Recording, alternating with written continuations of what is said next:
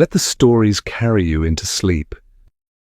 You don't forget a message like that, especially when it shows up on your screen at 7:15 p.m. on the night you plan to surprise the woman you love. I found someone else. I want nothing more to do with you. That was it. No punctuation, no explanation. Just 7 words from Miss Lien, the woman I'd supported, trusted, and believed in for 3 years. I stood there in the doorway of our apartment, holding a small box in one hand. Inside was a sapphire pendant, simple, elegant, her style. I'd made dinner reservations at that downtown spot she kept talking about for months. Tonight was supposed to be a celebration. My thumb hovered over the screen, my heart silent, like it already knew. I didn't ask why, I didn't beg, I didn't rage. Instead, I typed, "As you wish." Then I silenced my phone, set the necklace on the kitchen counter, and walked into the bedroom. The rest of me, the part that used to feel, went quiet. And the part of me that built a multi-million-dollar logistics consultancy from a second-hand laptop and instant noodles, that part switched on. No tears, just action. Lien had drawn a hard line. She wanted nothing more to do with me. Then I'd give her exactly that, starting with the money. I sat down, opened my laptop, and became what I was best at: cold, calculated, surgical. I wasn't her boyfriend anymore. I was the man she'd underestimated. One by one, I began to dismantle the life I'd built around her: credit cards, rent, car payments, subscriptions, phone lines, all of it. In less than an hour, she was financially unplugged. No fireworks, no confrontation, just silence. I didn't know what would come next. I didn't care. Until 3 days later, when her new reality finally hit her. And she started calling me again. Most people think heartbreak feels like fire, but the truth? It's cold, like walking into a room and realizing every photo on the wall was fake. After I unplugged Miss Lien from my finances, I sat alone in the guest bedroom at my brother's place. The silence was deafening. No texts, no calls, no apologies. She wasn't heartbroken. She was busy, living with her upgrade. I had given her everything: a 3,200-month designer loft downtown, a leased Audi A5 under my name, fully stocked credit cards, art supplies, organic groceries, even a gym membership she used twice. And I never once asked for anything back because I thought we were building a life. When we met, she was a receptionist, drowning in student debt and dreaming of curating art for a living. I saw fire in her eyes, not ambition, desperation. And I mistook it for passion. I told her, "Quit the job, I'll take care of the rest. Focus on your dream." And she did. But it wasn't a partnership. It was a transaction, one I paid for every month without even reading the statements. To her, I wasn't a man, I was a sponsor. That realization hit harder than her message. She hadn't left me because something was missing. She'd left me because she found someone who offered more. Jake Cooper, a real estate guy, flashy, loud, exactly the kind of man who pulls up in a leased Benz and calls it success. I wasn't angry, I was embarrassed, because the signs were always there, and I chose not to see them. I thought I was investing in our future. Turns out I was just paying rent on a lie. But the silence didn't last, because 3 days later, just as I started feeling the first breath of freedom, her lawyer reached out with a threat I never saw coming. Freedom was short-lived. Just when I thought I could finally breathe, my inbox lit up with an email titled "Urgent" regarding Miss Lien Vong, sent from a high-profile downtown law firm. I remember blinking at the screen, not because I was scared, but because it was laughable. The lawyer, a man named Mr. Grant, introduced himself as Lien's legal representative. He wrote with all the inflated drama of a soap opera scriptwriter. We are deeply concerned about your sudden and malicious cessation of established financial support, which has resulted in emotional harm and professional setback to our client. Translation: you stopped paying her rent and now she's panicking. I forwarded the message to my attorney, Mr. Anderson, old school, brilliant, and ruthless in a three-piece suit. He skimmed the email once and muttered, "Son, you're not dealing with an ex, you're dealing with a parasite in designer heels." Mr. Anderson drafted a simple, deadly response. Leon and I were never married, no joint accounts, no shared assets. Every dollar I ever gave her was a voluntary gift, terminated the moment she walked out. He ended it with a line that still makes me smile. Any further contact with our client should go through this office. Good luck. But they didn't stop. They escalated. The next day, Mr. Grant sent back a settlement proposal. It was a masterpiece of manipulation wrapped in legal language. He claimed that ending my financial support had destabilized her career trajectory and caused her severe distress. They were asking me to continue paying her rent and car lease for 6 more months and throw in a parting sum of $18,000 as a gesture of respectful closure. Closure? She left me for a guy with slicked back hair and a leased Porsche. Respect doesn't live here anymore. Mr. Anderson chuckled and said, "Let them sue. I hope they enjoy setting their money on fire." I was ready to ignore them. Until Saturday morning, when I got a frantic call from the building manager. Miss Lean had just shown up with Jake Cooper. I should have known they'd try something dramatic. Saturday morning, 9:46 a.m., I got a call from Judith, the building manager. "Mr. Quiet, Miss Leanne is here with someone. He says he's her partner. They're demanding entry." I clenched the phone tighter. I'd hired 2 movers, scheduled 10 a.m., lawyer present, inventory list printed, every step handled legally, by the book. They were early and trying to force the narrative. "They say their attorney is running late," Judith added, "but they want to start now." Of course they did. I called Mr. Anderson instantly. He didn't even sigh, just said, "Stall. Do not let them touch anything until I arrive." Too late. The movers, trying to be helpful, had let them into the building lobby. By the time Anderson pulled up, Leon and Jake were already arguing with the lead mover over the furniture. "She's crying," the mover texted me, "says we're intimidating her." "Jake?" He was posturing like a frat bro in a suit. "We can make this very difficult for you," he told Judith, the kind of line that works on interns, not landlords. Then came the showdown. The movers stood their ground. That 65-inch OLED TV, that custom ergonomic desk, the memory foam mattress she once joked was hers. All of it. Mine. Receipts. Proof. Inventory. Jake tried to lift the TV. The mover stepped in like a wall. "Put it down, or I call the cops." And that's when Mr. Anderson walked through the door. He didn't yell. He didn't argue. He just produced receipts, calmly stated the terms of breach, and gave them 2 choices. Take only what's on the list, or leave with nothing. They chose the boxes. But not without a scene. Trash on the floor. Scuffed walls. One last tantrum from a pair who couldn't accept that the credit line had closed. Permanently. And just when I thought that was the end of their nonsense, a screenshot arrived in my inbox. Leon's face in tears, posted to her private story, with the word survivor. There it was. A screenshot sent by a mutual acquaintance. Miss Leon's face, eyes red, makeup smudged, angled just enough for pity. Captioned, "Finally escaping a financially abusive relationship. The road ahead is scary, but I'm learning what real support looks like." Survivor. I stared at the image like it was written in a language I didn't speak. Abusive?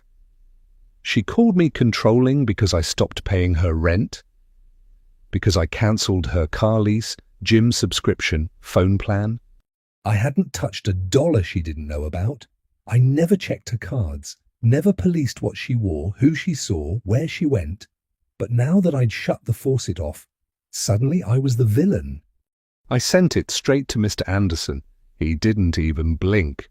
"We'll draft a cease and desist for defamation," he said, "and we'll arrange the rest of her move. Our way." That's when I realized this wasn't just a breakup. It was an erasure. She wasn't just leaving me. She was rewriting the story, playing the role of victim in a drama she created, and casting me as the monster. We hired 2 licensed movers, both neutral, both supervised. Mr. Anderson handled the logistics like war planning, an inventory list, witnesses, her lawyer required to attend, every base covered. But Leon wasn't done. The next text came straight to me, skipping legal counsel. "You can't throw me out. My internship portfolio's in that apartment. You're ruining my future." Then another, "The car dealership just called. Payment declined. Are you stupid? That lease has your name on it too." Wrong again. My credit was solid. One missed payment wouldn't scratch it. I'd already budgeted for the damage. What she didn't budget for was consequence. And then came the final blow. A message from Leslie, the junior curator at the gallery where Lean interned. Just 4 words. "You need to see this." When Leslie sent me that message, I assumed the worst. Another smear campaign? A hidden recording? Maybe she had convinced someone else I was the monster. But what Leslie showed me was something different and strangely more satisfying. It was a group chat between a few junior curators, screenshotted, unfiltered. One of them had seen Lien's Survivor post, and instead of echoing support, they tore it apart. Wait, Lien, the intern who never paid for anything but wore $900 boots to a non-profit. Didn't her ex literally bankroll her life while she skipped gallery days for brunch? Girl's not a survivor. She's a sugar baby with branding. They weren't cruel, just observant and brutal in their honesty. Turns out the art world here, it's not a scene, it's a circle, small, self-protecting, and they talk.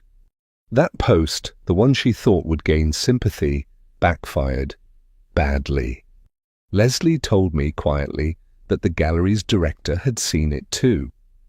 Reputation matters more than talent in that industry. And accusing someone of abuse without proof isn't brave, it's reckless. A few days later, I got a confirmation. Miss Lien was no longer a good fit for the internship. They'd let her go quietly, officially for professional misalignment, unofficially for being radioactive. That's when it hit me. I didn't have to ruin her life. She was doing it herself, one post at a time. But karma has a way of compounding, because soon after she lost the gallery, Jake Cooper's world started to crack too. I didn't know how deep their story went until a Facebook post surfaced from someone I never expected, her father. The last person I expected to weigh in was her father. Not because he wasn't involved. The truth is, I'd never even met the man. Miss Lien always kept him distant, only mentioning him when bills were due and she needed sympathy. But now his voice surfaced on Facebook, a public post, long, rambling, raw, not naming me, but unmistakably about me. He wrote about a daughter who left a steady, generous man for a flashy fraud with borrowed luxury. He spoke of watching her spiral, trading security for spectacle, and burning every bridge along the way.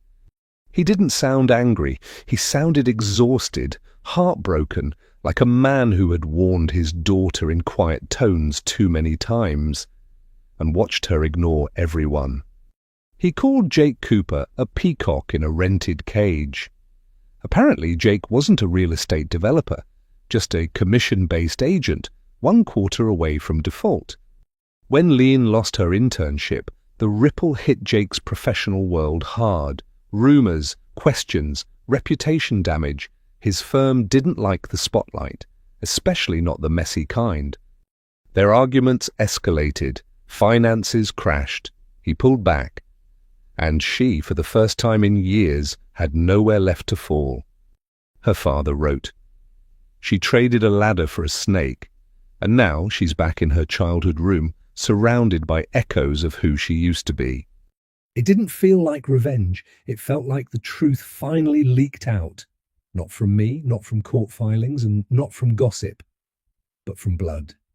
And what stunned me most? I didn't feel triumphant.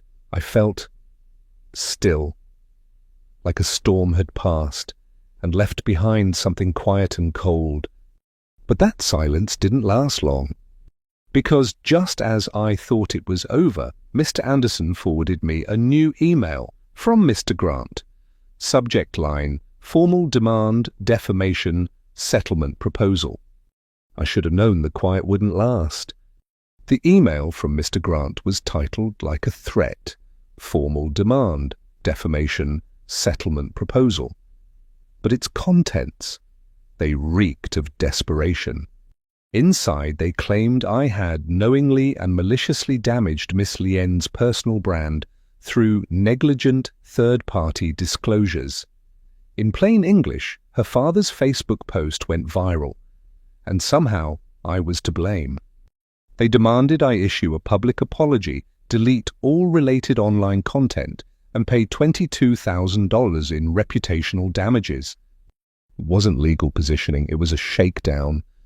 Mr. Anderson was less amused than usual. He reviewed it twice, then leaned back with a sigh. She wanted your money, now she wants your silence. Classic pivot. He drafted a counter-response that read more like a slow-motion grenade. Line by line, he dismantled every claim, reminding them politely that I had made 0 public statements. Every ripple in the pond came from stones she threw herself. The closing line was brutal. Any further attempts to threaten our client will be met with counter-litigation, inclusive of damages, legal fees, and a separate claim for reputational sabotage. Then he attached a screenshot of her survivor post. 2 days later, Mr. Grant replied, one sentence, "My client would like to settle privately." No apology, no accountability, just a quiet request to make the mess go away. But by then, the narrative had already slipped from her hands. And ironically, it was her father's closing words that kept echoing in mine. She traded a ladder for a snake. I thought that was the last I'd hear from them.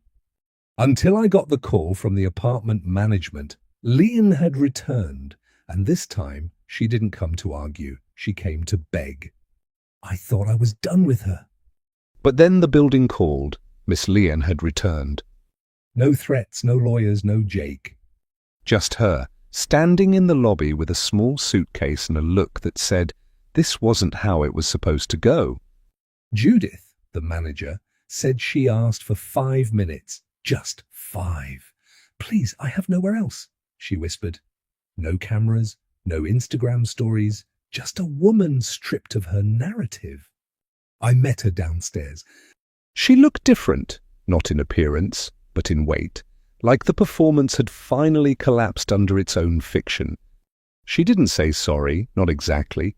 She just said, I didn't know it would all fall apart so fast. There was no anger in me, just fatigue. I asked, what are you here for, Lien? She hesitated. I left something in the storage unit. It's mine. But that wasn't what she came for, and we both knew it. She looked around, lowered her voice. Can we talk? I shook my head. This isn't a conversation anymore. She blinked fast, like she hadn't prepared for me to be done. There was a pause. Then she said it, quiet, desperate, almost mechanical. We were good together before all this. I looked at her, really looked. And I realized she wasn't hoping to reconcile. She was hoping to reset the script, to walk back into the story she'd burned and pretend it was just smoke. But the truth doesn't forget. And neither did Mr. Anderson, because that very night he called me again. Are you sitting down? I just got a letter from her new lawyer. When Mr. Anderson said, you're going to want to sit down, I expected another bluff, another letter, another thinly veiled threat. I didn't expect this. Her new lawyer, someone named Eli Waters, had sent a reconciliation clause request, hidden inside a carefully worded closure agreement. In short, Miss Lien was proposing a private mediation. No lawsuits, no social media, just one last conversation with legal oversight. The letter framed it as an emotional resolution to avoid further reputational harm to all parties. But buried deep in the wording was her real demand: access. She wanted supervised permission to retrieve personal emotional property that, and I quote, remained locked inside the shared domestic space. I knew what that meant. She wasn't talking about storage, she was talking about me. She couldn't stand the silence, not because it hurt, but because it left her invisible. Mr. Anderson raised an eyebrow. "Do you want to reply?" I paused. It would have been easy to gloat, to weaponize her collapse, to remind her that I had stayed silent, dignified, while she scorched every bridge in sight. But the truth, I was tired, not angry, not bitter, just ready to be done. So I told Mr. Anderson I'd decline politely, no mediation, no access, no more. He smiled, a rare thing. "Then I'll make this the last page in the file." That night, I went for a walk. No phone, no music, just air and asphalt. And I realized peace doesn't arrive like a reward. It arrives like silence after you stop explaining yourself. But just when I thought the story had finally ended, a package arrived at my office. No return address, just my name and her handwriting.